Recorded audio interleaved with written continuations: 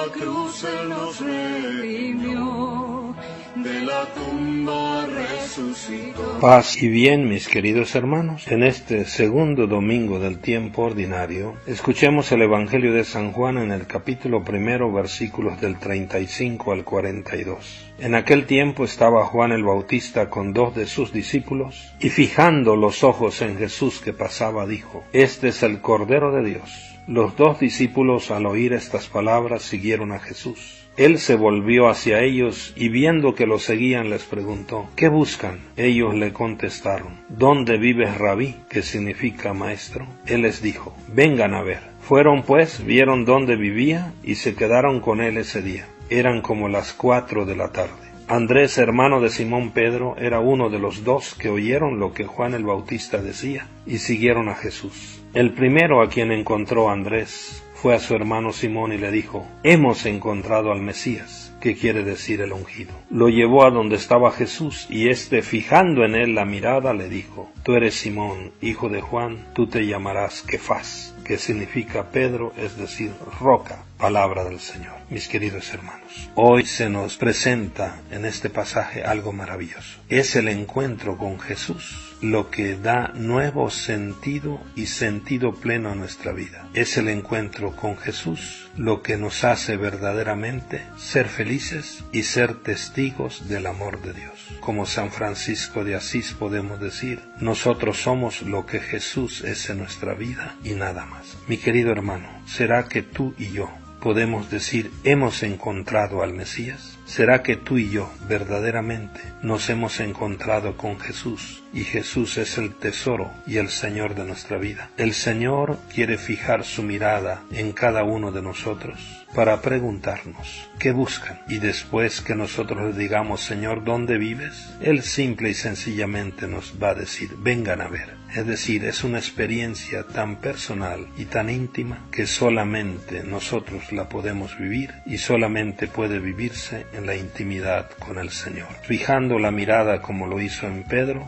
nos quiere decir: tú te llamarás Kefas. ¿Por qué? Porque con la experiencia del encuentro con Jesús nosotros podemos ser piedra, es decir, roca, y podemos ser luz y sal, testigos del amor de Dios para toda nuestra gente tan necesitada de esta experiencia de encuentro con Jesús. El Señor nos llama, espera nuestra respuesta. Fueron, vieron dónde vivía y se quedaron con él. Para buscar y encontrar a Jesús no basta que alguien nos diga: este es el Cordero de Dios. Hay que moverse, hay que seguirlo, hay que escuchar, hay que vivir, hay que experimentar y hay que permanecer. La experiencia de los 2 discípulos que dejan al Bautista para seguir a Jesús es única. Tan es así que recuerdan hasta la hora en que ocurrió. Eran como las 4 de la tarde. Saboreemos la mirada de Jesús para cada uno de nosotros hoy. Pero aceptemos esa interpelación del Señor. ¿Qué buscan? Sí, tú y yo, ¿qué buscamos en este momento de nuestra vida? ¿Será que verdaderamente buscamos a Jesús? ¿Será que nos interesan las cosas de Dios? ¿O será que estamos buscando todavía las cosas del mundo? Digámosle a Jesús que nos interesa su vida y que queremos aprender de Él y que queremos vivir con Él y como Él. Digámosle: ¿dónde vives, Rabí? Porque queremos que Él sea nuestro maestro. Y escuchemos esa invitación con gozo. Vengan a ver. Sí, vayamos. Hay que notar cómo en nuestro pasaje se repite con insistencia el verbo seguir, en los versículos 37, 38 y 40. Podemos situar este texto en el contexto del llamado. Jesús nos llama. Ese verbo indica cómo el creyente se separa de sus puntos de seguridad, de sus proyectos, del apego a sus esquemas y a sus costumbres para emprender un camino largo y aventurado. Ya no el camino nuestro, el camino de Jesús, que solo Cristo sabe por dónde tendrá que pasar y dónde irá a terminar. Mis queridos hermanos, ¿qué pasa cuando alguien tiene un encuentro con Jesús como lo tuvieron estos 2 discípulos? Pues lo que pasa es que la vida cambia, todo es diferente. Tenemos entonces el sol dentro de nosotros mismos. Es la experiencia del encuentro que nos hace vivir con gozo. No nos podemos quedar callados.